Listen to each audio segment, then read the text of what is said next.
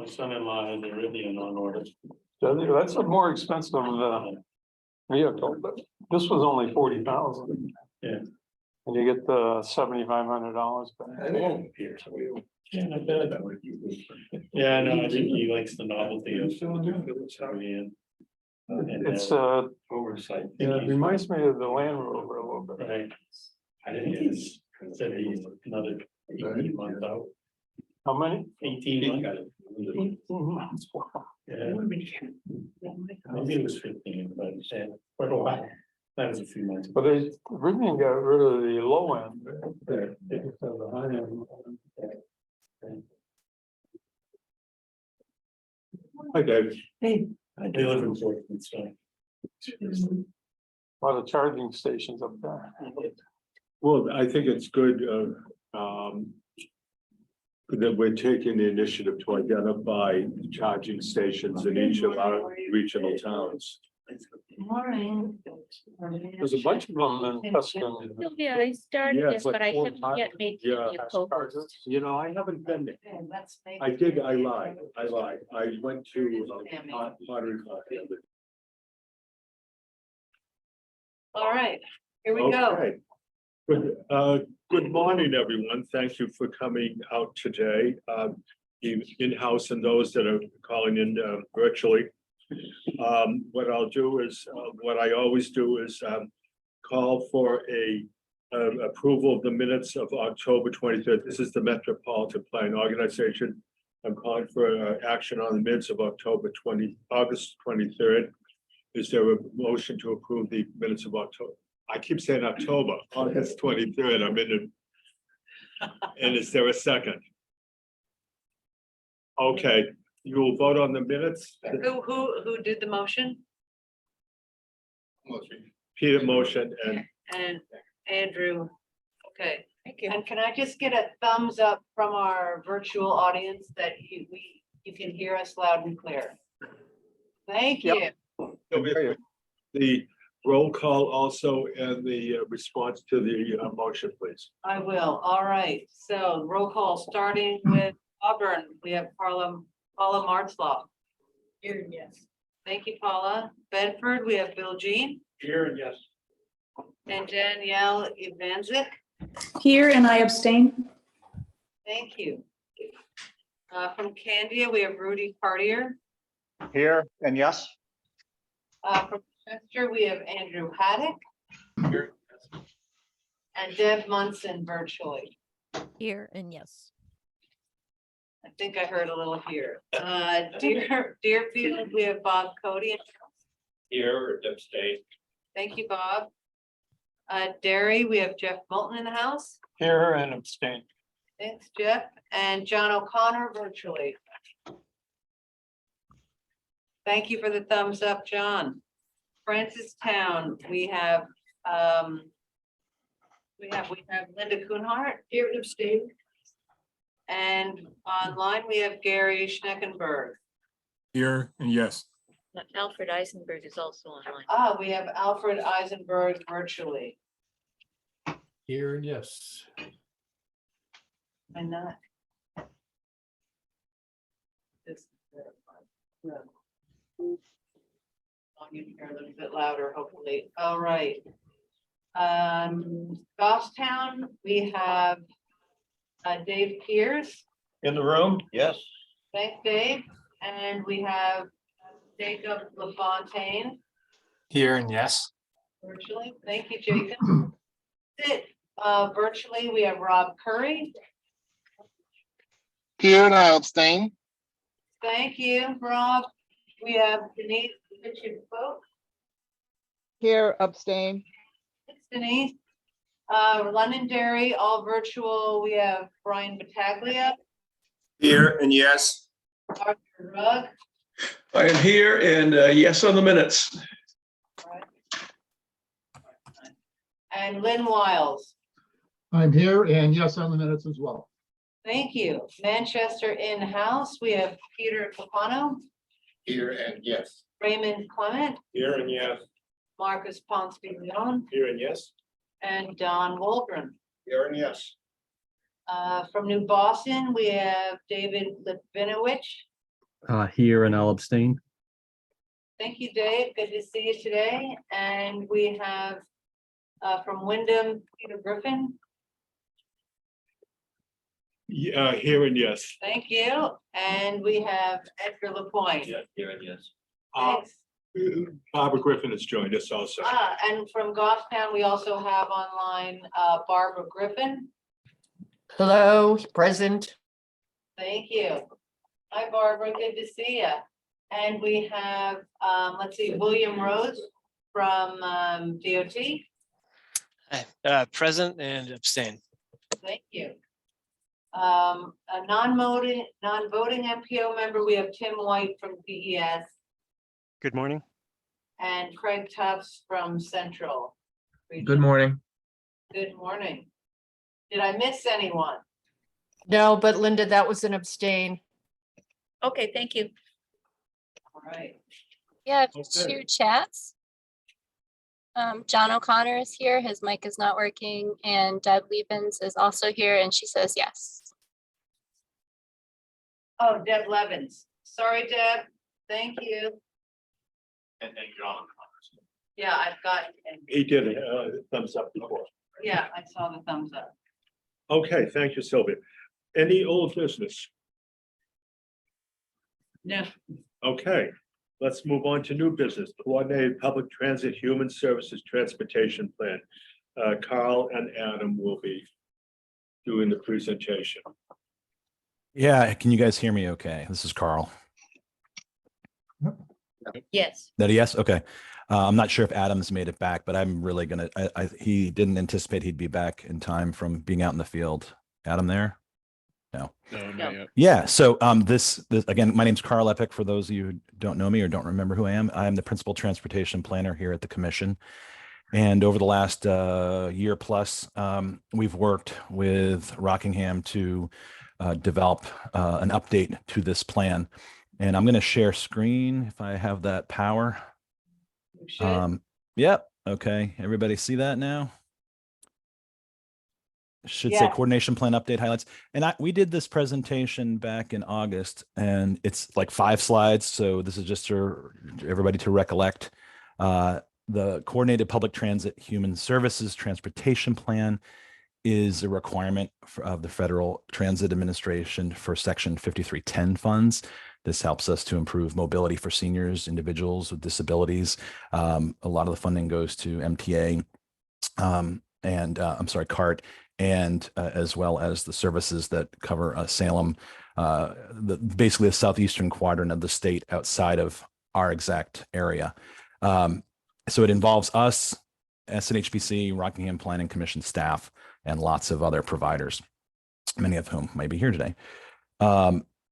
We've highlighted the changes in the transportation landscape since the last plan, which was in 2016, which of course includes COVID, dramatic impacts from that, driver shortages, mobility management, our new mobility manager, that's a local and statewide effort. And then of course the MTA CART merger. We've had data updates, transit dependent populations, population growth, decline, 65 and plus persons with disabilities, low income. And then we did a survey of existing service providers for coordination opportunities. And we reached out to 12 different providers. And there's a map. These maps kind of show the landscape, and they're just included for your information. We also developed this. Let me just make this a little bit smaller. Maybe just go down to 45. This was a way for us to evaluate the services and, basically origins and destinations of a lot of the people that benefit from these services.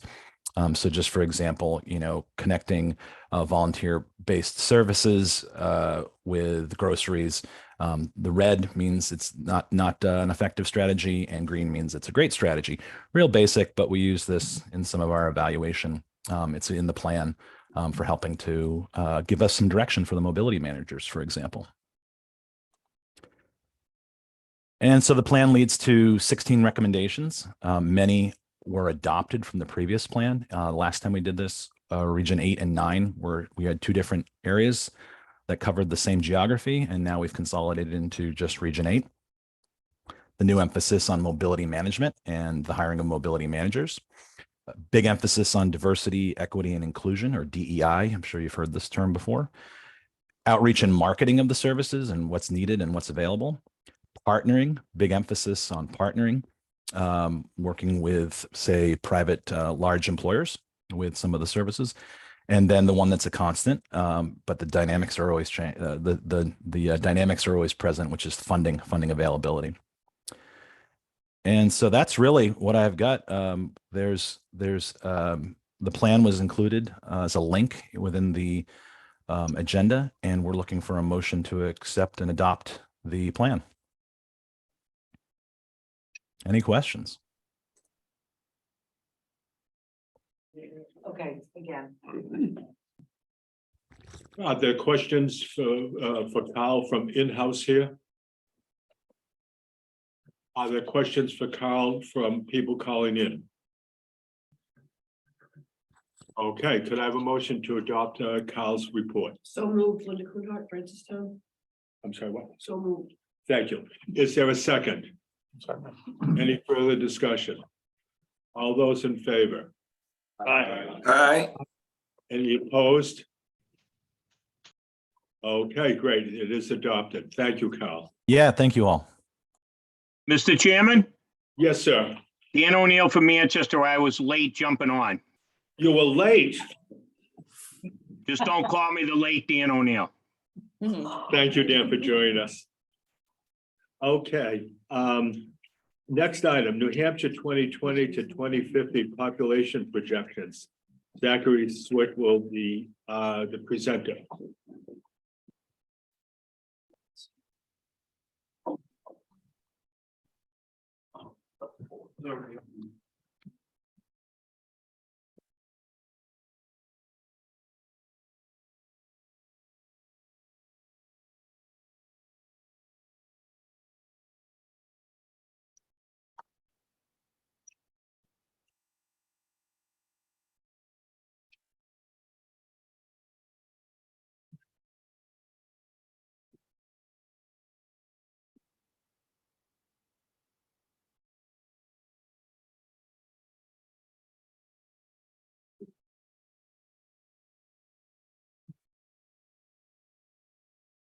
Okay, can people online see the presentation?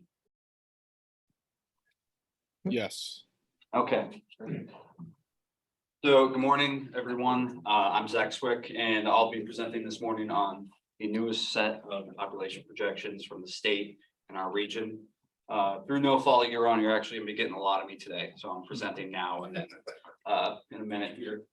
So I had the pleasure of working with my friends at OPECA with the Office of Planning and Development, as well as some of the other regional planning commissions. We updated the population projections. They were last done in 2016. They've done them for, OPD has done them in many of their offices, various forms since 64. It's the same firm did it this time as last time, and then it was a small working group of myself and 2 executive directors. For some reason, I got in there for some. We don't know, and this is the results. Quickly, we want to talk about what do we mean when we talk about projections. You know, it's important that we note that this is not a weather forecast. Zach, I think your screen froze. We're still seeing the title slide.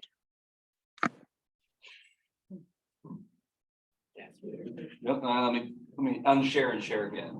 Okay.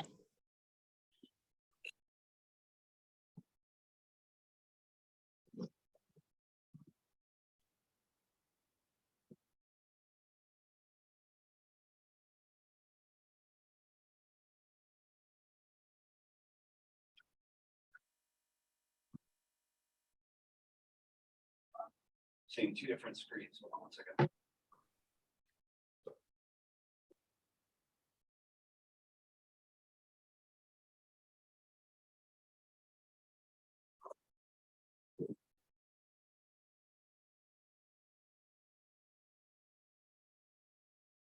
It's very satisfying. The computer was just have problems to it. How's that look now, Tammy? I'm still seeing the same thing. And it looks like the Has it changed circle now? is frozen as well. No, It's not changing? no.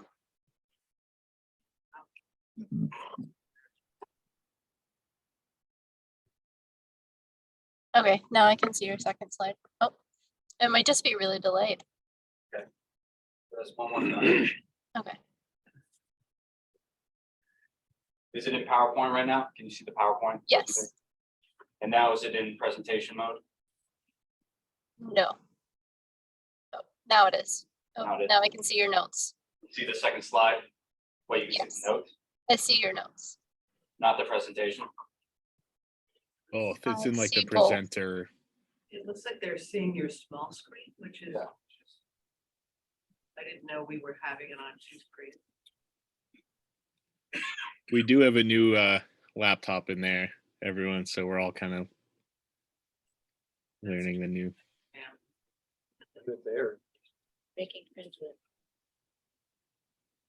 Are you seeing the presentation or the, which one are you seeing, Tammy? I'm seeing the PowerPoint window, The presentation or the notes? the presentation. So the actual, the thing you're supposed to be seeing. No, it is still frozen. There's a little blue circle where your mouse is. It I has not wonder, changed.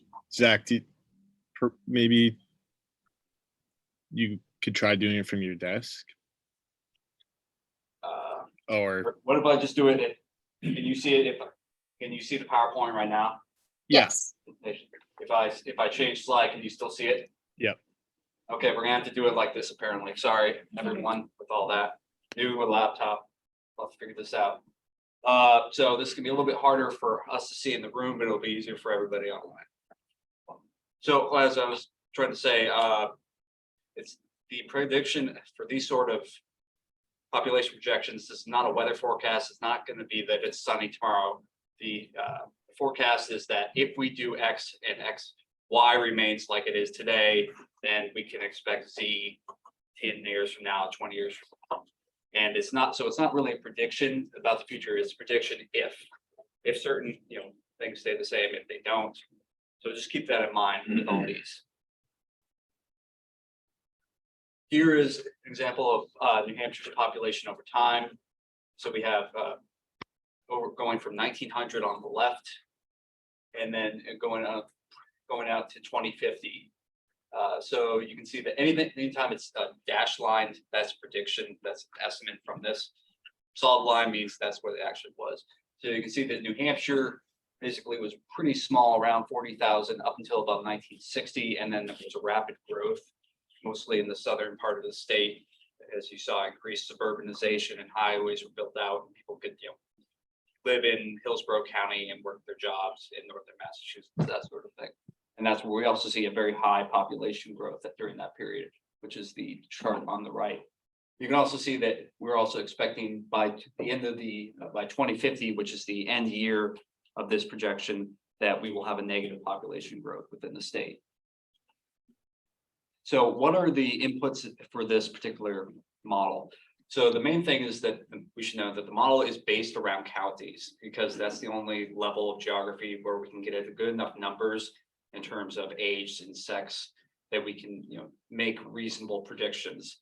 And so we have population by age and sex by county, and then we have specific birth rates, we have a death rate, we have net migration rate, and then we have special populations. That's stuff, colleges, prisons, these are people that are not necessarily living the same lives as the rest of us. And if you're in prison, you're not going to be having kids, and therefore you're going to be taken out of the fertility rate. And we combine these to create these state figures. So then for what do you have for the municipal model is we have the current population, and then we have look at the net population growth over the previous decade as a percentage of the whole county's population growth. And then we also take into account known imminent large housing populations. But most importantly, the county's model inputs are forced down onto the towns. And this can create some unusual, undesirable aspects. For example, Southwest Regional Planning Commission, our neighbors, have a bunch of counties or have a bunch of towns that are in Hillsborough County. And therefore they have about half their towns are following Cheshire County, and the other half are following Hillsborough County. And Cheshire County and Hillsborough County have very different growth rates and all that sort of stuff. So it looks like two towns that sit right next to each other. One is thriving and the other is not. And that's just an aspect of there being having two counties, and there's not a whole lot we can do about that. We just have to be conscious of it. So Zach, Yes. would you want to accept questions? Anytime. Isn't the accounting line an artificial line? So why wouldn't the growth in Hillsborough fall over in? Because most of the administrative data is gathered at the county level. So we don't know births and death rates by town. We know them, the big county rates come from counties, also the population, the age bands come from they're done at a county level. And that's just the way that, because they're done like that at the Census Bureau level. Thank you. And this is an issue, this is an issue really for New England, since counties don't mean anything in New England. And it works really well for the rest of the nation, and it doesn't work very well for us. And they're not going to change just to please us. So Have they ever tracked their previous projections against what the census came out with? I actually took that slide out, but I can tell you that it was like the region within the 5 years. So between, we looked at 2016 to 2020, they were about, the region as a whole was about 4% off. So you can, so for some towns, it's going to be more, so some it's going to be less. You can expect anywhere from 0 to 10% within 5 years, which is, which is a lot for a small period of time, but that's another caveat that you got to keep in mind with all these. And there's not a whole lot we can do about that because we're basing it on the previous decade and 2010 or 2010, you saw the recession and some loss in some of our towns. And then instead we actually saw actual growth. That just happened. So the outputs are, we have population estimates by age, sex, and race for every 5 years from 2020 to 2050. That means, we have numbers for 2020, 2025, 2030. I'm not going to get into age and race because age is not very interesting because it basically looks like it does now. I'm sorry, I'm not going to get into sex and race. Sex looks basically like it does now. And race, there's some major issues with the way that we have to do it based on the way the Census Bureau calculates that numbers versus every other way they do their calculations. So it's not particularly useful. So I'm not going to look at that. And then for towns, we have just the total population for that town at every 5 different period. And then at the end, we will also have an Excel tool that we can sit down as a planning commission and play around with different scenarios. And this is what Southwest is going to have to do for some of their stuff. They're going to have to go in and tweak the numbers for their towns in Western Hillsborough County to make them more in line with Cheshire County. So here are the population projections going out to 2050 by county.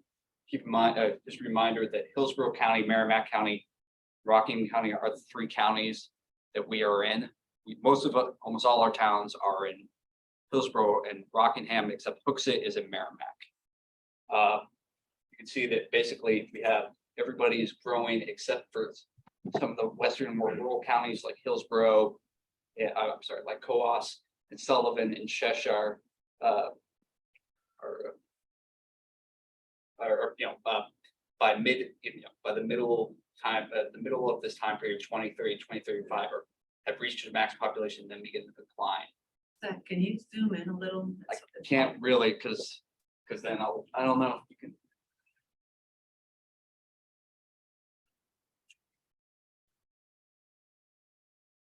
No, I can't. The problem is I can't have it in presentation mode because then the people online can't see it. That's better though. That's better. And could we just say if it's red? So red is just showing hot. This is just the heat map showing, for each particular county. Blue is cold and low. Red is hot and hot. That's all that is. So it's growing if it's red. It's small. It's lower if it's blue. Okay. And so you can see, non-metro New Hampshire, which is everybody who's not Hillsborough County, Rockingham, and Stratford, peak in 2035 and then begin to decline. And metro begins to decline just about 2050. Why does it start blue? Because that's the lowest. It's not showing growth, it's showing what's the highest and lowest number. Okay. This is the showing the population growth over time. So these are again the counties: Hillsborough, Merrimack, and Rockingham are in red. This is the actual and projected population indexed at 100 for 1970. So, on 1970 on the left, and then for 2020 on the right. And you see that everybody is growing basically throughout, the late 20th century. And then looking out into the, next 20 years, next 30 years, a lot of places, some places start to fall, and then by 2050, everybody is declining, except for Stratford County is still growing by 2050. This is what the different population pyramids for both New Hampshire and Hillsborough County, Merrimack, and Rockingham County. So New Hampshire on the bottom, our county is on the bottom. I'm sorry, New Hampshire on the top, our county is on the bottom, and it's 2020 on the left and 2050 on the right. And so this just shows the age bands going through. And if you've heard the term population pyramid, you wonder why it's called that if it looks like this. Well, traditionally, population pyramids looked like this, where you had, very large numbers at the bottom, very high infant and childhood death rates, and then very few people made it up to be 80 plus, and therefore it had a pyramid shape. Modern times they look more like this, which we can see they have a big bump in New Hampshire, which between 74 and 54 there, that's the baby boomers. The next bump down is the millennials, and you can see that they kind of move through as time goes on. So what's going on here is that we have the change over time here, and so this is the population change for New Hampshire, both on the 5-year period from 2020, 2025 on the left, 2045, 2050 on the right. And what we have is, the population change is pretty simple. You have 3 components. You have births, you have deaths, you have net migration, and that ends up with your resulting population. So, in this time period, our births and deaths are pretty well matched. So, and then we have fair amount of in-migration, which leads to a, population change of about 50,000 there for New Hampshire. By the time we get out to 2050, you can see that deaths are now about twice as much as births within the states. And that's how we end up with a population change that is now becoming negative. Within our counties, it's not quite as dramatic, but it's a very similar pattern where we have, now currently births and deaths are about matched, and then net migration is positive, leads to positive growth. By 2050, we will also have slight population change. And that reflects itself here. This is projected natural population increase between 2020 and 2050, both for New Hampshire in black and our counties in red. And what you have there is we're not looking at in migration, we're just looking at births and deaths. And so by 2045, 2050, we're seeing about 60,000 more deaths over that 5-year period than we are births. And in New Hampshire, and it's less for our region, it'd be about 35,000. Within the counties, you can see this with the different age groups. On the left, we have a populace. The green is 65 to 74 years old. The yellow is 55 to 64. See that the 65 to 74 is growing over that period, while the 55 to 64 is growing. If we look at the middle one, it's the same thing, except in this case, it's 75 to 84 and 85 plus. Again, you can see that 75, 84 grows, and then it begins to decline about 2040. And throughout that whole period, 85 years and older grows. And if we just look at all the populations on the right indexed at their 2020 level, you can see that 50 to 64 goes down, and then 65 to 74 grows and kind of plateaus. 75, there's a big growth between 75 and 84 grows, and then 85 just keeps growing through that whole period. What's this showing is we have an older population that's moving through the cycle of the ages. And that's exactly what we see here. So this is New Hampshire. We have 2020 on the top, 2050 on the bottom. We can have the baby boomers, which are now making up the largest segment of the population. And as to put it in a real delicate way, delicate way to put this, but as people age out of, their lives, they, get older, and then that population is no longer alive. And the millennials age into that population. So you can see that by 2050, the millennials is that bulb there, and the bulge in the population charts, and Generation Alpha, which is, the tentative name that they've given to, my nieces, who are 2 and 7, well, going to be about that. They are, that Generation Alpha, and you can see there's another bulge around that from the millennials kids, but it's also smaller than the general millennial population. So why is this happening? Well, the general rule, or the reason is the fertility rates have fallen a lot. In 1960, the US fertility rate was about 3.7. Now it's about 1.6.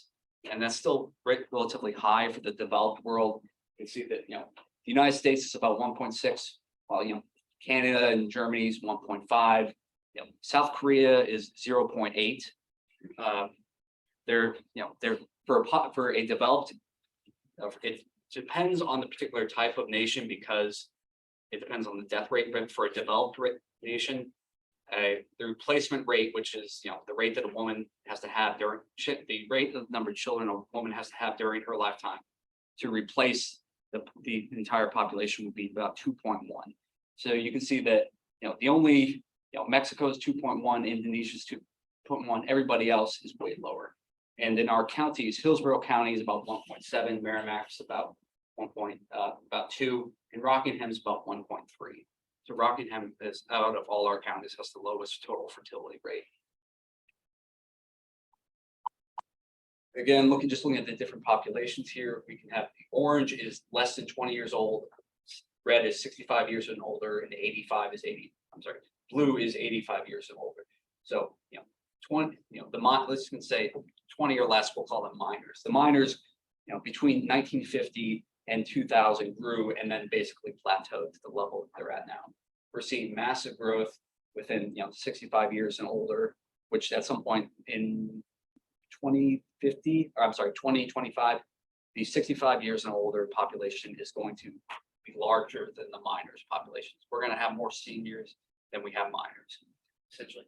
And the 85 years and older is growing throughout that time as well. Just for our region, this is both our population growth for region historically and going forward. So on the left is the whole region, the middle is just Manchester, and the right is the rest of our region minus Manchester. And so about through 1950, our region was essentially Manchester and a couple of farm towns. There was Derry was a market town, but there really wasn't anything in terms of large populations in any of our other communities. And then about 1950 through present day, there was the suburbanization and the exurbanization development of our communities, and the population has just exploded from about 100 to over 300,000, or to approaching 300,000 today. And we can see Manchester grows during that time, but not a whole lot. Whereas there's a large growth in some of our other communities, and you can see this again. We have middle on the left is the whole region, Manchester's the middle, and everything but Manchester's the right. And we can see a large growth there. That there's a big bump there for our region around, the peaks in 1990, and that's because of that same growth rate in our region among our municipalities that aren't Manchester. Manchester has grown and shrunk and kind of bounced around during that time, whereas the rest of our towns have just grown like crazy. So this is some past dates for the population and projections going forward. So like let's say Auburn in 1910 was 640 people. By 2000, it was 4,700. And today it's about, let's say just under 6,000. And by 2050, it's projected to be about 65,000. I'm sorry, 6,500.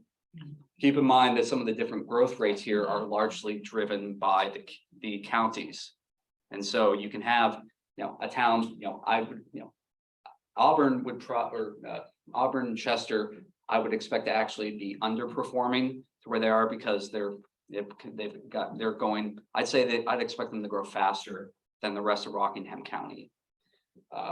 And that's just something to keep in mind.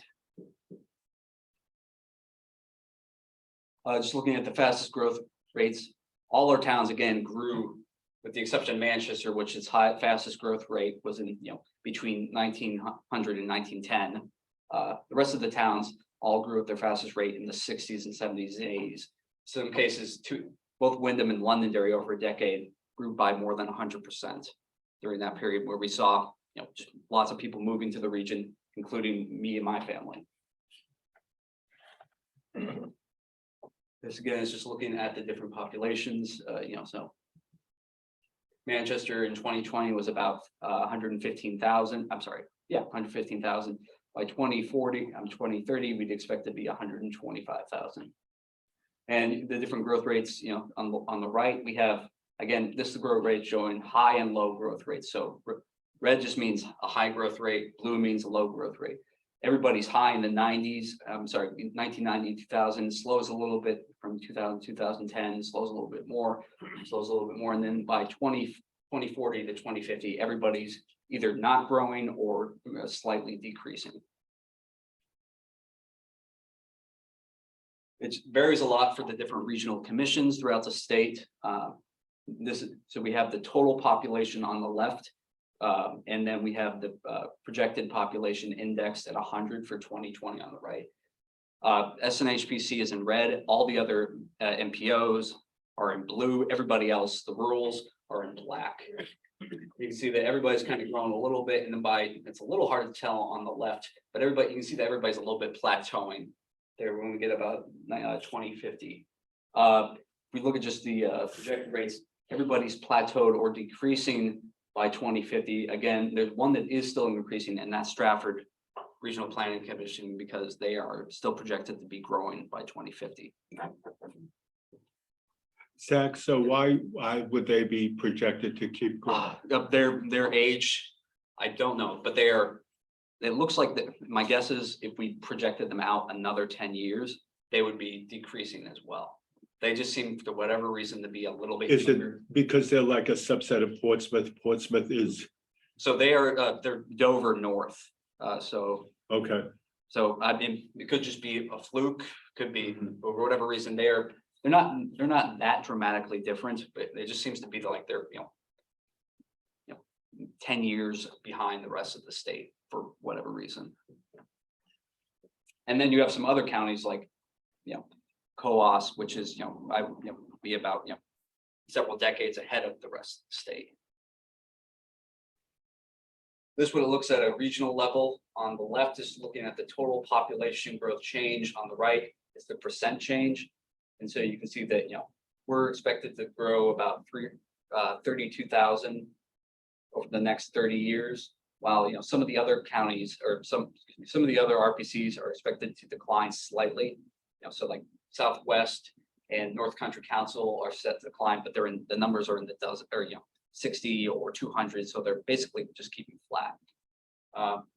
Again, we expect to see you can see the southeast section of the state is growing again the fastest, but our region and Southern Stratford Regional Planning Commission are growing the fastest, with Nashua being pretty close.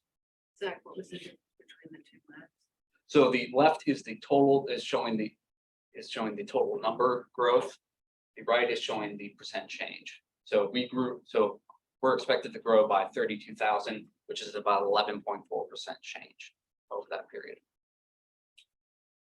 I believe that's all I have for that presentation. Are there any questions in the room?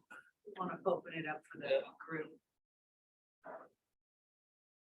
Zach, Yes. are those charts that you showed us today, are they in the state reports? The numbers are. The graphs and stuff are not.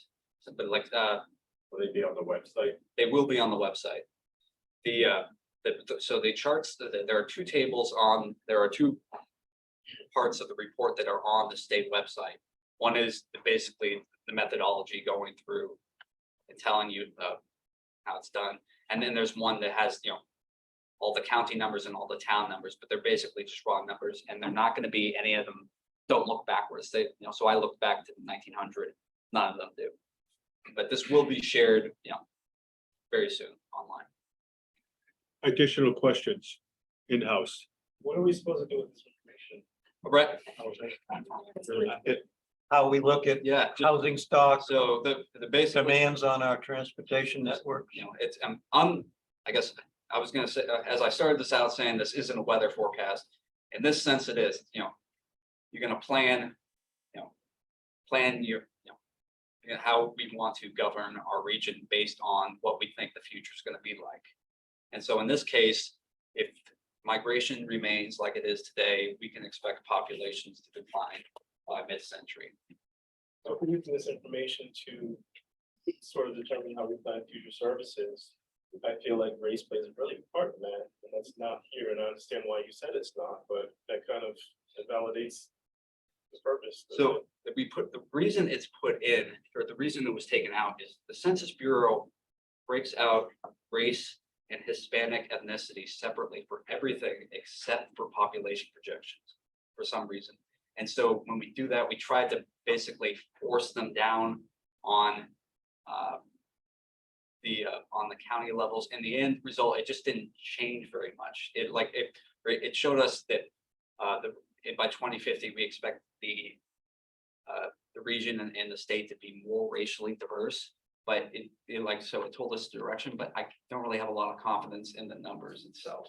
Okay, but there are several cities in the state that are accepting refugees from all over the world regularly and have been. Well, I can tell you that most of them aren't, like, since beginning in 2016, and then during the pandemic, refugee numbers have plummeted within the state. And certain towns are accepting way more. Concord accepts proportionally way more than any other town, but we're still talking about in a couple hundreds of people. Whereas if you were going to offset a natural population decrease that we're seeing here, you would need migration from anywhere. It could be from Massachusetts, it could be from overseas. It's not important for our purposes of the projection. You would need a lot more immigration than we're seeing right now. Or we'd have to see much higher fertility rates. People would have to start having many more kids. Zach, are there any reports indicating to where people are migrating? We do, and so we are, it's definitely. Is it the predictable southwest, south? I mean, yeah, so it's been, predominantly the growth has been in the Sun Belt, which is everywhere from, Virginia, south and west to, Southern California, that in the western part of the US. Those areas, the west and the south have been growing the most in the US in terms of migration. That changed, that almost got a little accelerated during the pandemic. It's hard to see exactly where that's going to end up, but people are moving to North Carolina. They're moving to Texas. North Carolina is like a hot spot now. I know people in my own community. I know it's not a part of this, but has the state on their own done projections about tourism? I mean, how many people they expect to be coming to New Hampshire over the same period of time? I'm not familiar with that, but I'm sure there are tourism estimation numbers. Okay. Any other questions within the room? Any questions for those virtually calling in? It's true. Yes, please go right ahead. You brought up a good point about people moving. What about like the sunbirds? Like, when people move for just 6 months of the year, are they counted in that? So the unsatisfactory answer is it depends. So for the Census Bureau, they ask you, where do you spend most of your time? And so if you spend 6 months of the year in Florida and 6 months of the year in New Hampshire, you're allowed to pick one of those. You cannot pick both. And so you're not going to show up if you're, for whatever reason, if I spend, 51% of my days in Florida, I'm counted in Florida. I'm not counted in New Hampshire, because that's just the way the Census Bureau does that. And all our numbers are derived from that. So there is a potential that, especially in some of the, my parents live in Sunapee, which is, a town that is very dependent, population changes greatly dependent on the time of year. Some of the towns in New Hampshire, that's gonna make a significant difference. For our region, it's less of an issue, just because we don't have quite as much of that seasonal activity. Additional questions for the virtual people? Can I ask one, Mr. Oh, Chairman? Gary has one to go. Yes, please go right ahead. This isn't so much a question as it is a statement, and it's just a reminder of what Zach started with, that this is a snapshot with assuming everything else stays the way it is. One of the things that I think we are really fortunate about in New Hampshire is that we are going to have limited effects from some of the changes in climate, which is not going to be the case for lots of other places in the country. So there may be places where the relative climatic stability or the lack of disaster in places like New Hampshire and some others could be really attractive, and therefore some of those migration rates may change in the future. So yeah, we actually talked about that a little bit, in terms of when during presentation, we were like, well, we want to have a scenario where, Florida is underwater, California is on fire, and everybody moves here. We want to have a scenario where we're losing population. So in the end of the day, we just settled on, a business as usual.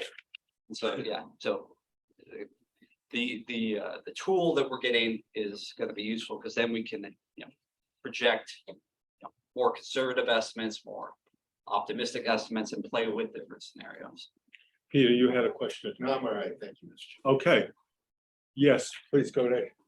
Yes, thanks for your presentation today. I was just curious in regards to the last 2 years with COVID and people working remotely from so many different areas. Do you have any numbers in regards to population growth within the state or county, specifically for the last 2 years, that you can contribute to what's going on with remote workers? I don't for the state, just because, in part because because we're a small state, it takes so long for reliable numbers to come out. I do know that for other areas, there are definitely been, they call them Zoom towns. There have been communities that have grown a lot, like I'm trying to think of northern Idaho is an area that has seen incredible growth during the pandemic. I think we've seen some of that in New Hampshire. It's hard to tell.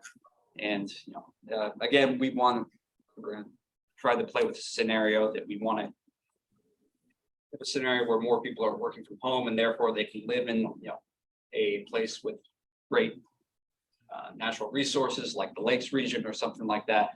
We want to build a scenario like that, and ultimately we decided against it because at this point there's just so much we don't know. I've read a bunch of articles that have said that the population demographic has changed from seasonal in the Lakes region to permanent in the same homes, like people maybe moving from New York, New Jersey, Boston up here. That's reflected in the school populations also. What we'll do is we'll finish the questions from the remote and then come back into the in-house. Any additional questions from remote participants? Not seeing any? Go right ahead. Yeah, I've been looking at these things for years since I was been out there, but I think it depends upon technology and the increases of ability to survive in the world. Like in the beginning of the 19th century, I think the population average age was 40. Now it's a lot higher than that because due to technology and what it means of food production, medical advances and stuff of that nature. And I think that's what it depends upon quite a bit. Because I think I heard when I was in college, that was quite a few years ago, there was an estimate that we could support 500 million people in our country. And at that time, with the amount of resources we had on hand. So I don't think much of that has changed too much. We just improve what we use, what we're using.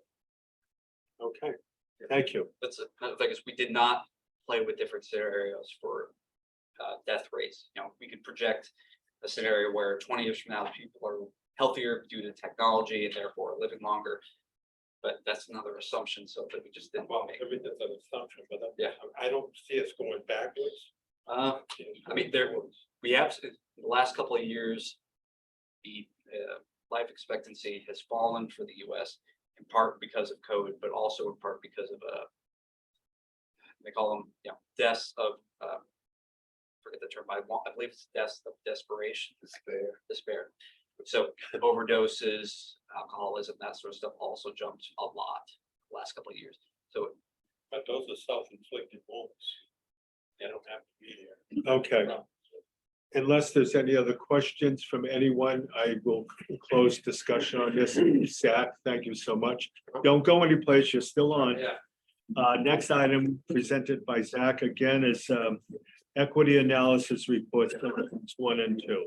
Zach, maybe it'd be good if you turn the video to you so we can see. do people want that? Don't be so hard on yourself, Zach. For sure. Little spotlight for Peter, but I guess. So is that why you put the hair off for this moment? That's right. See if I can. What's it like? Yeah, I Can know. people see me now? It's fun. Yeah. I can't see my screen, so can people see me? Tammy? Thumbs up. Yep. Okay, thank you. So, yeah, and can people see the screen online? Yes. Presentation. Okay, thank you, Cam. So we're gonna do this like I did the last one. Unfortunately, can't seem to do the full presentation mode. So this is on the equity analysis parts 1 and 2 for our region. This is a project that came out of our larger Title VI environmental justice work. It was, I guess, the brainchild of James, who is no longer with us. He's still alive. He's still alive. He's just not literally not here. He's now working much too hard and regretting his decision, but that's a separate issue.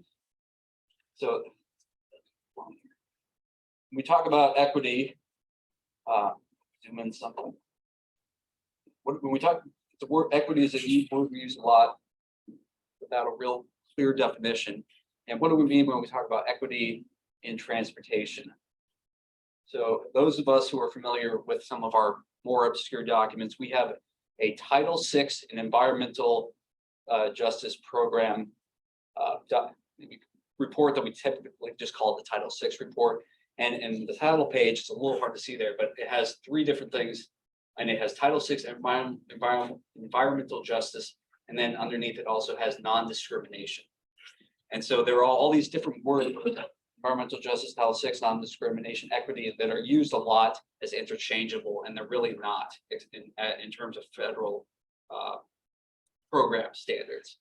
And so for equity is a much more nebulous term that kind of covers a lot of these different categories.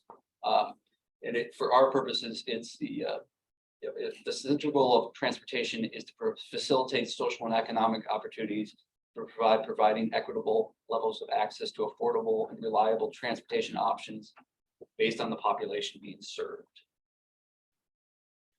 Title VI is the most, probably the most solid of any of those definitions, and that's because it comes out of the Title VI of the Civil Rights Act of 1964, which protects against the discrimination on federal programs based on race, color, and national origin. There are then 2 executive orders that largely expand that protection. Again, one is what came out in '94, and that expands it to minority populations and low-income populations. And then there was a second executive order that then expanded it to persons who might not be proficient in the English language. And you can also think of that as being somewhat protected under Title VI, because Title VI protects against discrimination based on national origin. And if you're from a country that doesn't speak English, it's not that far of a walk to say that you have to have some sort of accommodation. And that is the end result. We have our Title VI and EJ classes that we have a special obligation to as an MPO compared to other classes. Not to say that we can discriminate based on age or sex or anything like that. We just have a special federally required mandate for these classes. So we started talking about a couple of years about developing an equity analysis that would build upon the Title VI program. And, this is part because MPOs have a mandate to make sure that their programs and their projects are not discriminating against protected classes. And as part of that, we use this equity analysis and regional transportation planning process document, which came out of the National Academy of Sciences, Engineering and Medicine. And we basically did the first two sections so far, which is identifying populations for analysis and identifying needs of concerns. Identifying needs and concerns. There's a couple different terms that they use in the document. One is disparate impact and one is disproportionately high and adverse effects. But they're fairly specific because the federal legalese. But the general sense is that it's a policy or practice that negatively affects an underserved community, and there's not a legitimate reason for it. There's not a solution that would be less disparate against it. And it's important for all these. This is for both of these, this is a facially neutral policy or practice. It doesn't matter if it's not intentional. And the reason why that's in there is because the federal guidance, they assume you're not going to be deliberately discriminatory. And a good example of this would be, actually, we watched a governmental PSA, which was pretty generic and typical, but it did have a good example for a town where they had in this hypothetical town, they had a number of different playgrounds. And one of the people were complaining that the playground in the poorer part of the city was in worse condition. And they said, well, the hypothetical planners sat around, they said, well, what's going on? We do our maintenance at the same time, proportional to everybody. Everybody gets maintenance for their playgrounds. Well, in this scenario, the highest density was also the poorest parity, which means the playground was getting used more often and harder, and therefore was deteriorating faster. So their policy of renovating them at the same time was having a disparate effect based on that. And so the solution is that the one that has a higher population gets more maintenance. So the number one part was identifying populations for analysis. So we wanted to make sure to include our Title VI and EJ populations because those are federally mandated, but we also wanted to look at other groups beyond those three. So in addition, we looked at seniors. So in this case, everybody who's 65 or older, those with a disability, and non-vehicle households. And we picked these different three groups because these are groups that are traditionally not as well served by the transportation system. And so this is what our region looks like. You'll notice that on the left there is Francistown, and there's all those dashed lines next to it. That's because Francistown shares a census tract with Bennington and Deering. It's our only town in our region that shares a census tract beyond one municipality. So the numbers are in there, but they're pretty small because just compared to the overall general population. Excuse me. The left is racial and ethnic minority concentration. You can see that it's mostly in center city Manchester with some other areas spread around a little bit. Same with poverty level. You can see it in city center Manchester as well as Derry and parts of Goffstown. Limited English proficiency is almost entirely within Manchester, particularly some of the center city tracts. Percent 65 years and older, it's a much more general trend because we have a less of a concentration for seniors. In general, a lot of our region just has a higher number of seniors, so you don't see that high concentration. You do see that there's a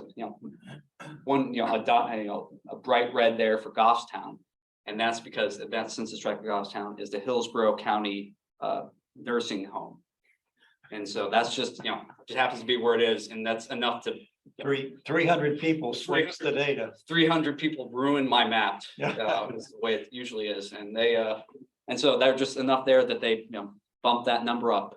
So keep that in mind. But in general, we have a pretty high level of seniors anywhere you go.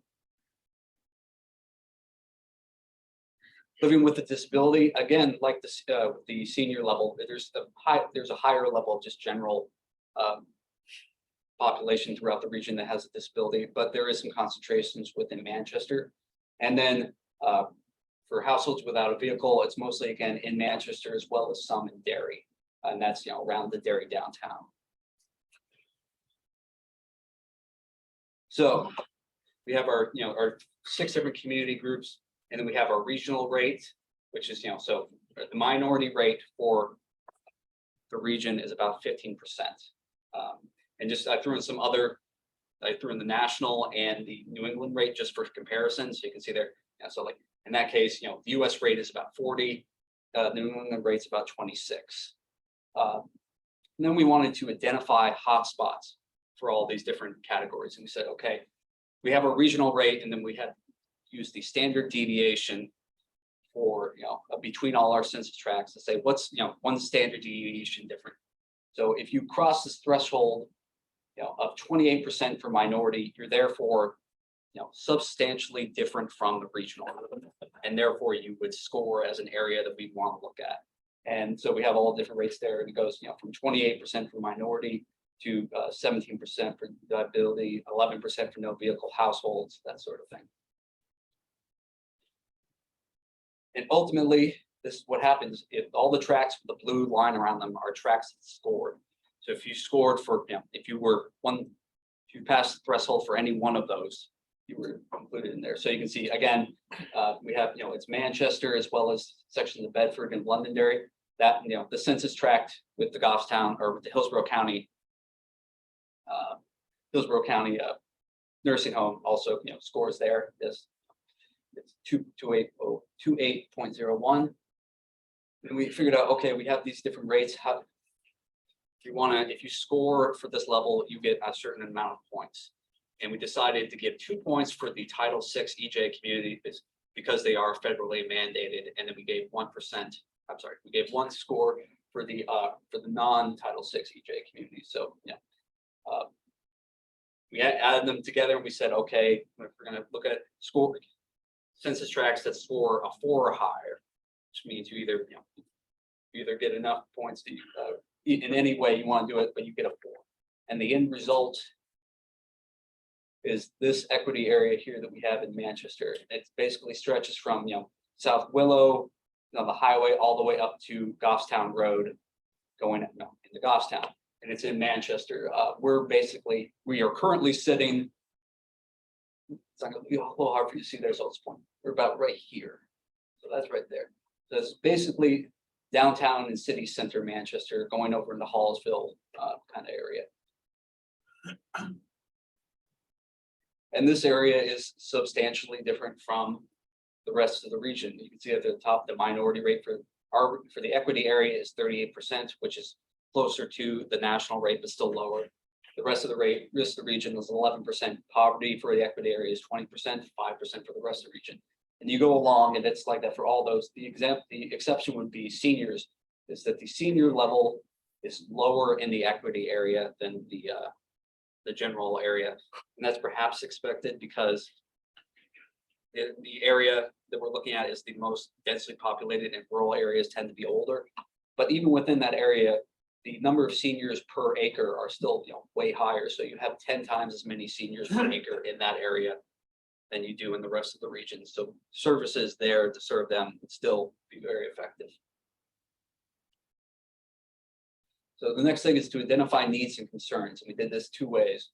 One is a survey that we put out.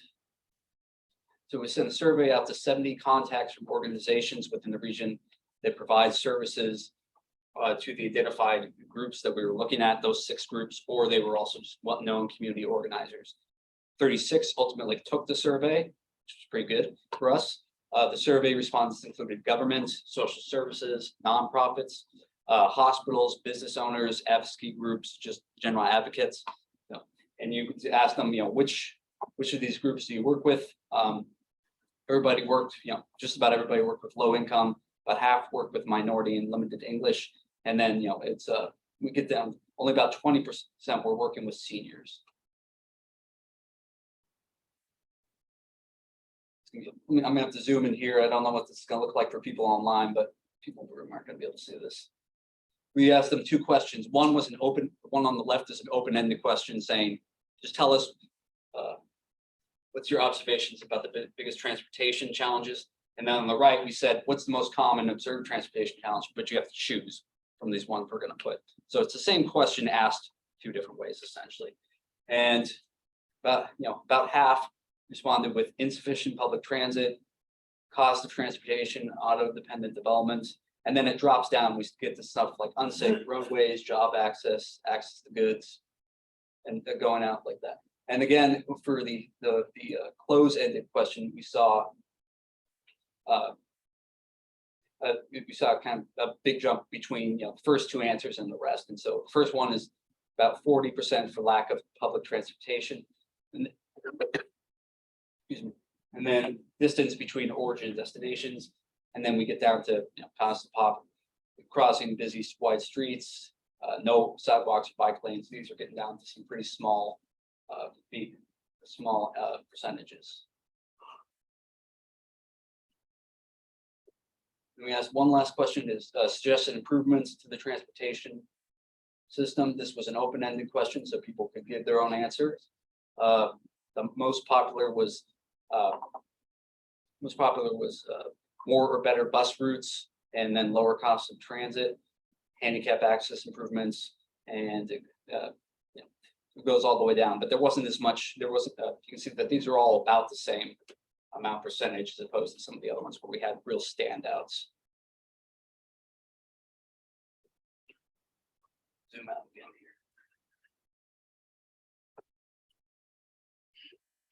here. So, and then we asked people, and then we said, okay, we're going to do a general review of the current transportation system, how it's working within the equity area, and compare it to the rest of the region. And so this is not necessarily looking at the MPO's actions. This is just looking at background numbers, where the equity area stand versus the rest of the region, using the information available. For example, we had traffic volume. In this case, we just did VMT, which is vehicle miles traveled per square mile. You can see the equity area has a much higher level of traffic volume than the rest of the region. It's 6.5 times higher. And this is true even though that the people that live in the equity area are 4 times less likely to own a car, and 3 times as likely to have fewer vehicles per household, per worker than the rest of the region. These are 2 different metrics here.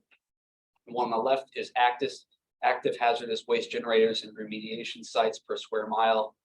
And the one on the right is the average tree cover canopy. So we can see that their active hazardous waste generators have a much higher density within the equity area compared to the rest of the region. The equity area has a much lower tree cover canopy. It's only about 25%. So only about the quarter of the equity area is tree cover canopies. And then keep in mind that includes sections of large green areas like Valley Cemetery, not Valley Cemetery, the one south of that. Pine Grove. Yeah, Pine Grove, thank you.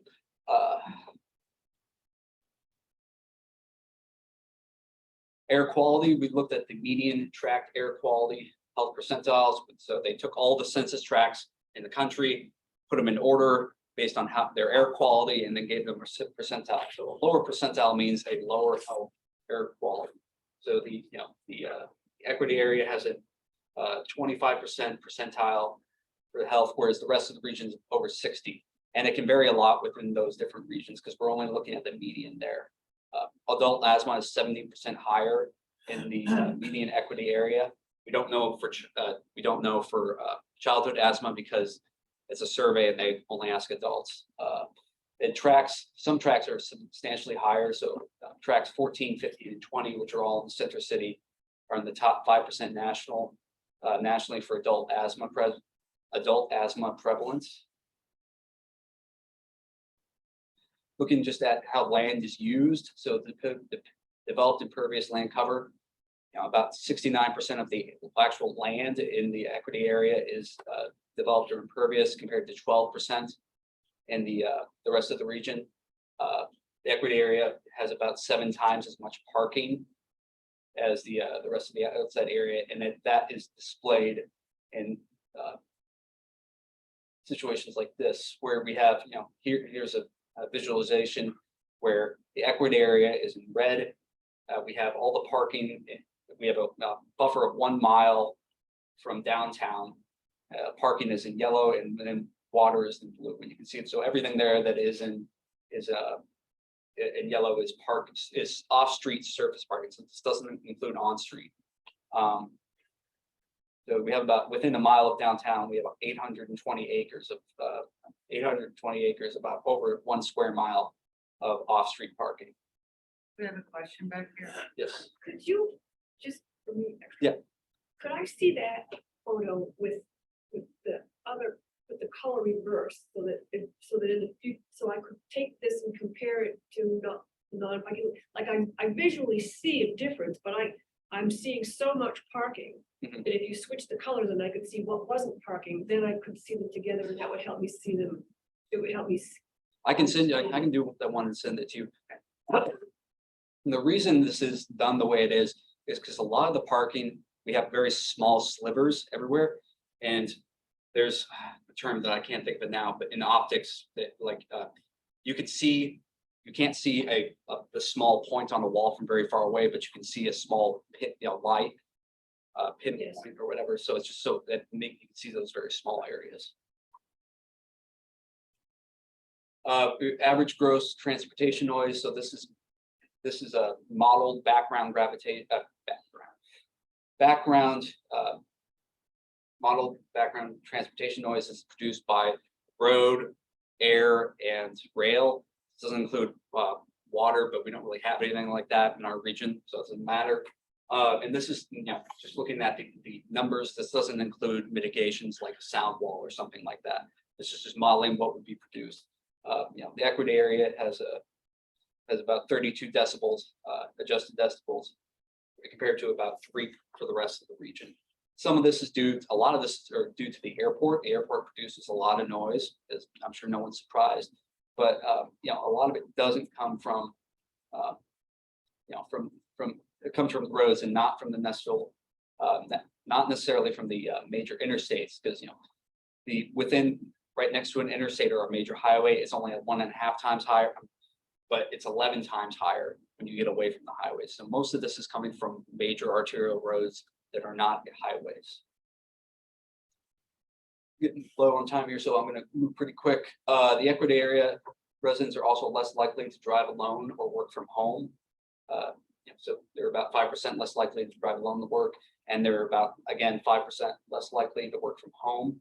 They're more likely to walk or bike or take transit, and they're more likely to carpool than the general population. They're also, we don't have these numbers for census tracts. We only have them for Manchester. So the bottom number only looks at Manchester, but the minority, poverty, low income, and LEP populations are less likely to drive alone, and they're much more likely to carpool or take public transportation than the general population. Just comparing this to some of our peer towns. So these are towns in eastern Massachusetts, New Hampshire, and Maine that are outside of the major Boston Beltway. We have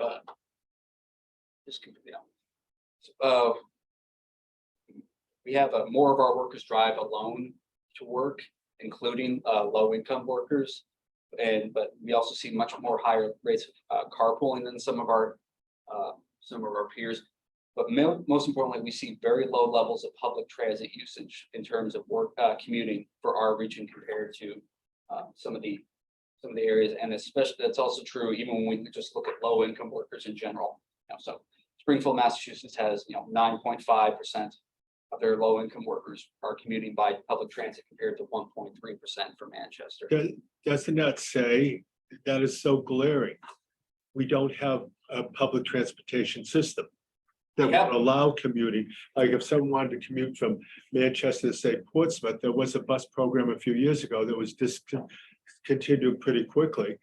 All of the communities from Massachusetts have diversity of transportation. They have, and I lived in Boston for 10 years, so I knew and I experienced it.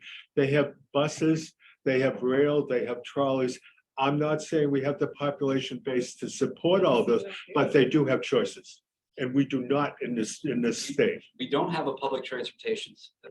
In Manchester, at the very least, we don't have a public transportation system that is set up for commuters. That's not what it's designed for. It's designed for, as a means of last resort for, if people who don't have a car. And that's the way it's set up. If just going on to you can actually, if we look at, so this is a map. So on the left, we have on the left is a chart, just the bus stops per square mile in the Equity area versus the rest of the region. And not surprisingly, the rate is much higher because we actually have bus stops in the Equity area in downtown Manchester, where most of our region doesn't have any transit. And on the right, you can see that this is looking at the frequency of the bus services within Manchester. And again, the Equity area sees much better service than the rest of the region because it actually has service, whereas much of the region doesn't have anything.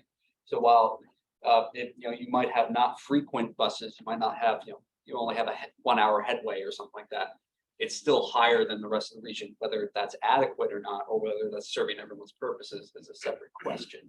But within 1/8 of a mile, in the Equity area, 67% of the minority population, 66% low income, and 68% of the LEP population all have service, compared to outside the region, that's only 16, 18, and 23%. A majority of the residents in the Equity area are within 1/8 of a mile of a bus, or within of a bus route that has 4 to 28 buses a day on service now. But they're so you can get there, but whether you can do that efficiently to commute is a different question. A question about the last chart comparing cities. Do those numbers include intercity bus? Yes. So like if for the last one, when we were talking about this internally, you can notice that I just compare Manchester to Nashville because they're similar. Right.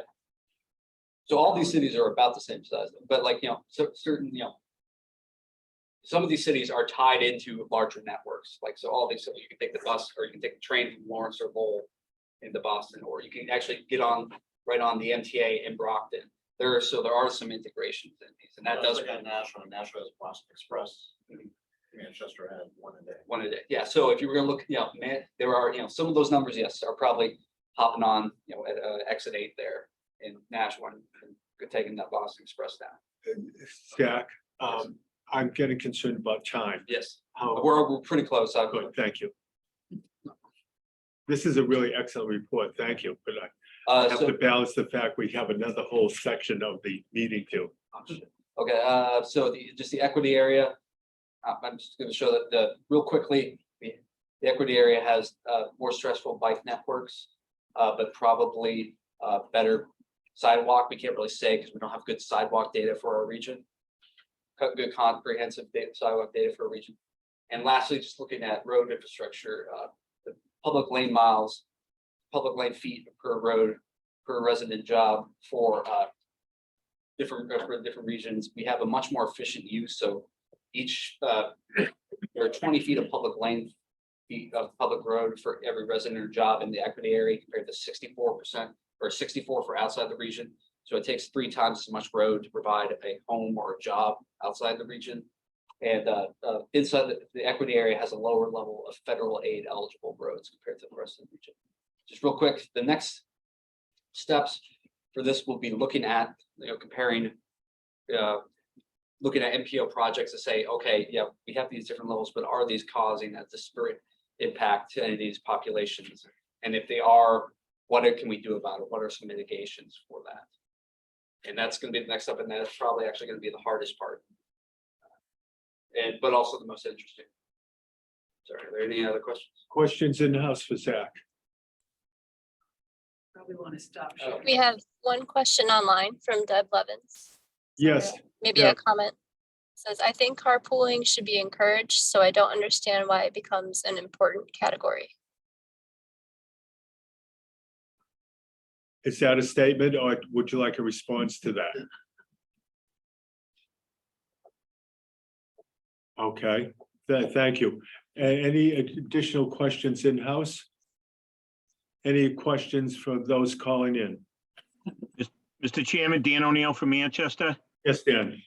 I won't, I know you got another topic and I gotta jump off for work, but the staff is rocking it with some of this work lately. I know the last presentation, it led to discussions, getting City of Manchester more involved. I just, something for everybody to think about from the staff. How can we make sure we're getting information to the right people in Manchester? It's elected officials, various departments. Maybe I can work with Ray and Peter on that and Marcus, just to kind of, how can we get that information out there? Because you guys have come up with some great stuff. Dan, I totally agree with you. That's should be a responsibility for everyone in this room and every representative for Southern New Hampshire Planning for their own respective communities. In many of the smaller communities, it's much more obvious who the information should go to, and it does affect all of us. But thank you, and all of you think about it. Additional questions, comments? Zach, thank you so much. It was a great presentation.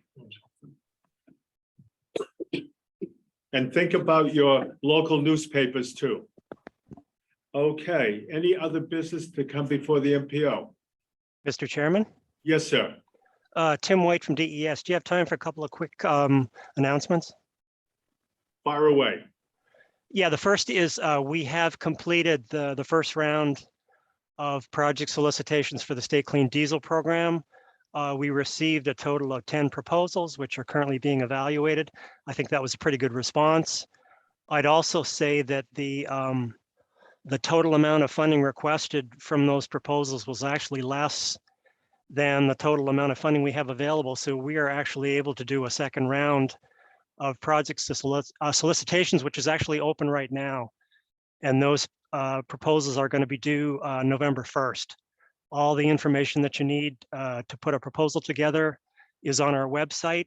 And the second announcement is hopefully by the end of this week, we should be able to put some information up on the website related to the status of those Volkswagen DC fast charging proposals that were submitted earlier this year. So everyone will be able to get a chance to find out where we are in that process. That's it. Thank you, Mr. Chairman. Thank you. Anything else? Mr. Chairman. Yes, Nate. Just briefly. This morning, New Hampshire DOT did announce the beginning of a CMAQ solicitation round. If you're not familiar with CMAQ, that is the Congestion Mitigation and Air Quality Program. We will be sending out information on all of the channels available to us, social media, newsletters, direct emails to communities, etc. But New Hampshire DOT is putting out $30 million worth of CMAQ funding in solicitation, covering 4 years. So they're covering fiscal year 25 through 28.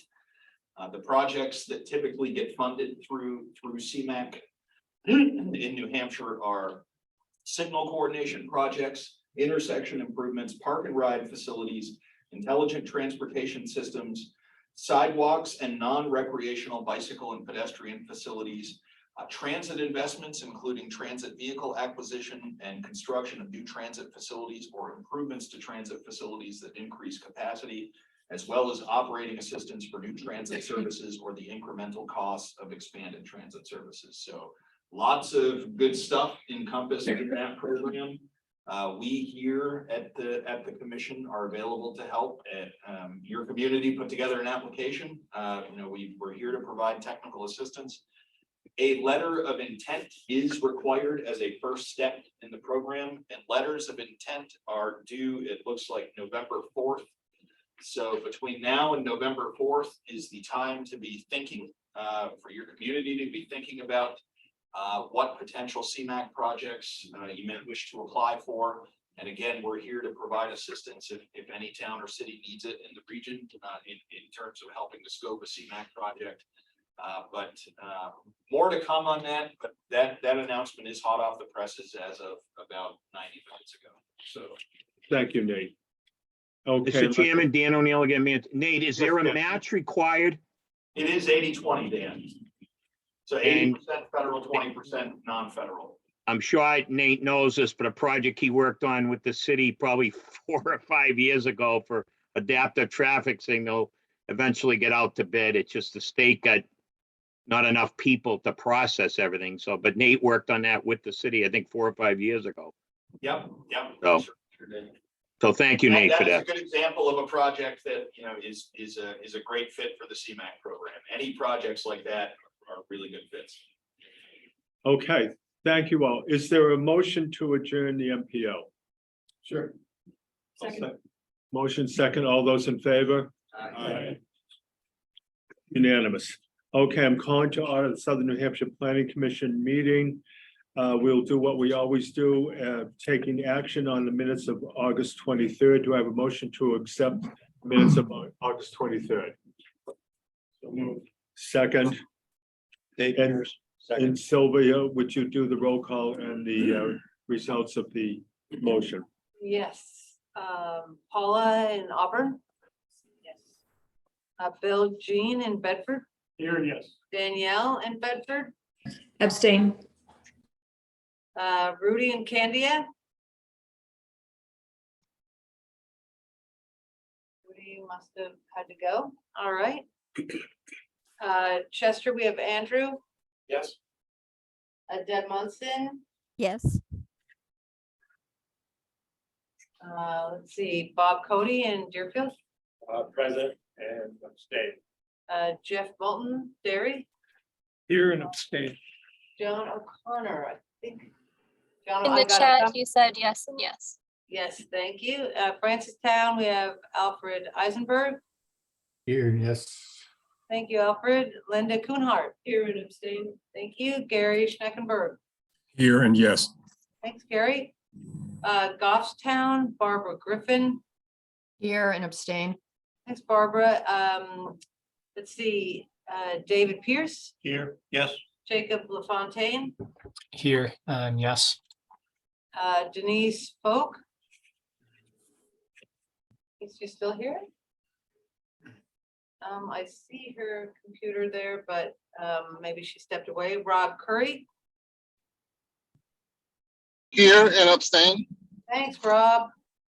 Londonderry, Brian Battaglia, Yes. Deb Levens. Deb, are you still here? She said yes. Okay. Let's see. Arthur Rugg, I am here and yes on the minutes. thank you. Lynn Wiles. I'm here and yes. Manchester, we have Peter, Here, yes. Ray, Here and yes. Marcus, Here and yes. Don, Here and yes. and I feel like it's Dan. the monkeys or something. Yeah. All in a row. Yeah, I'm showing my age now. Dan O'Neill. I think Oh, he had to step out, right. New Boston, Dave Litvinovich. Dave, are you still here? He had to go, right? Let's see, and Wyndham, Sylvia, Peter, this is Denise from Hooksett. Sorry, here, yes. thank you. All right, let's back on the, good, all right, Wyndham, Peter Griffin, Here and yes. and Ed Lapointe. Here and yes. Thank you. Okay, thank you all again. Sylvia. We're into announcements under new business. Do you want to go over the 4 categories that you listed? We have several categories. I'm gonna, actually, I'm gonna add a slight different note. So we still have a couple of communities that we have no representation on the executive committees. Wrong way. So you can see I'm here. Where am I? Gosh, what happened to me? Gosh. Oh, I see my arm. All right, here I am. So I'm just going to put out there, we're still looking for executive committee members from Londonderry, Hooksett, and Francistown, right, Linda? That's right. Yeah, and Auburn, I believe. Oh, I meant that, Linda, but thank you. It was a double Linda, and they're actually also in Viewpoint, which is just wild. So, yeah, it's really difficult to get a quorum. We need 8 communities in the room to get a quorum For example, the upcoming executive committee meeting, we're going to be verifying the dues rate. And so we really need everyone in-house. So please, if you have the ability to serve on the executive committee, we meet once a month. Instead of pizza, we have really good bagels. And so that's about as far as I can sell that.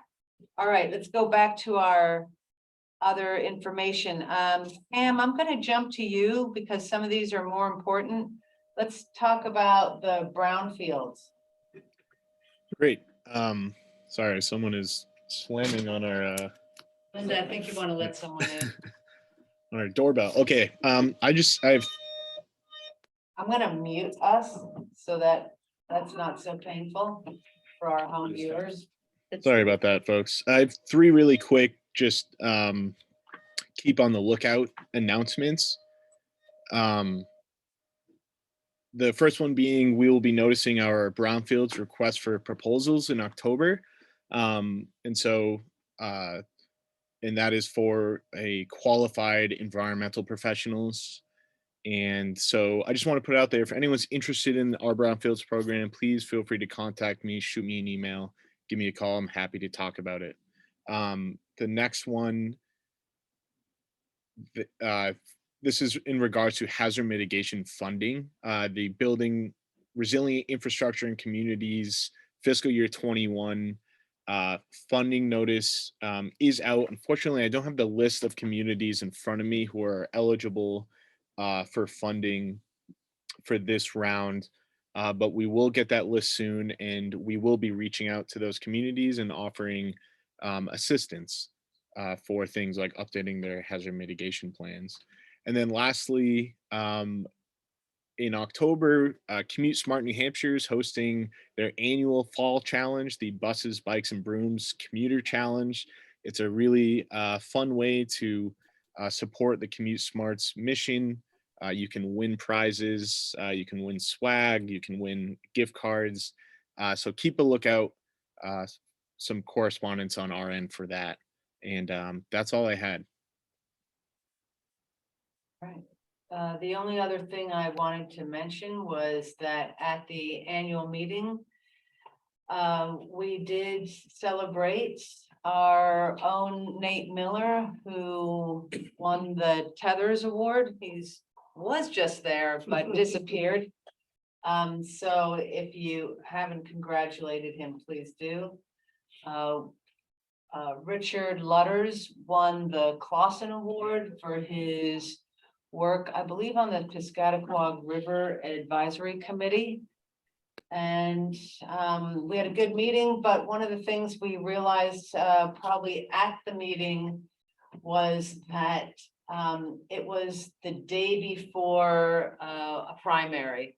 And so we didn't realize that our own chair was tied up, but thanks to Mark Sunin for pinch hitting at the last minute, I mean, and very good. Everyone loved the speakers. It was really great. So we appreciate everyone who could make it out. And next year we will avoid that or just before the primary. So thanks everyone.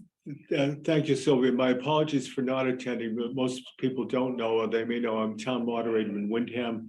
That is the position that oversees the election. So we were setting up the day before at the high school, and it started later than normal and ran later than normal. And I apologize for not missing the meeting. And thanks to Mark for filling in for me. And I know it was a really good presentation, and thank you to Linda and everyone for pulling it off. So, and next year it should be better. Yeah, all right. And I have another meeting to run to. So thanks, everyone. Any other business? Just need to adjourn. Well, thank you. Yes. Request Sorry, Don. for insights. Just going through a lot of these reports and everything. Yeah. It seems that a lot of communities have things going on with biking related projects, and also where it plays into a role in the equity and environmental justice. Would it be possible to get a staff report on cycling and how that plays into it, not as recreation, but as an emerging transportation, viable transportation network, and how we can work towards bringing some of these networks together to actually be connections. Wyndham, Londonderry, Derry, Manchester, Goffstown all have programs that could conceivably come together to actually provide transportation. I know they all have active bike initiatives. Yeah, so if we possibly get a staff report on what other communities are doing, other regions, and maybe share a little bit of that insight with us. Well, we have duly noted. It seems like we've seen stuff like that. Before I was on. No, I know that we've had regular reporting on bike initiatives. But not so much into commuting, more recreation. Are you looking for commuting? Yeah, not recreational. A lot of these efforts have been recreationally motivated, but we can, seems to me that we can tie them together to become actually. Could have something for the aging population. Like, for example, in Gulfstown with a pedestrian count, 5 days a week, Monday through Friday, a consistent set of riders were clocked at between 5:30 and 7 o'clock in the morning. Those would have been commuters. Yeah. And it happens every day, Monday through Friday. I mean, to commute, you need to be able to go from where you live to where you work, and that's starting to happen as Manchester trails are moving south, Londonderry's are moving north, Wyndhams are tying into Derry and whatnot, so. Sylvia or any other staff member do you know if information has been gathered on the commuting aspect of bicycling? I think the best we can do is take a look at the bike ped data that we have and see if there is a sort of a commuting, like Dave was saying, commuting aspect where it's early in the morning, in the afternoon kind of thing. But so that would be talking with Adam. And you can also go on our website and look at the interactive bike ped map and look for yourself if you see something of interest. But I think that's a larger conversation with our. We what kind of data we have. See if they could just share kind of their experience and what they've gathered. Yeah. Outside of. Okay. Kind of bring them and that's it. Thank you. It's very bad. Okay, is there a motion to adjourn? Many motions and many seconds, I'm sure. All those in favor? Hey, thank you. Thanks everyone for your time. Thanks online community. Great reporting. So long, everyone. Yeah, thank you, Zach. Yeah.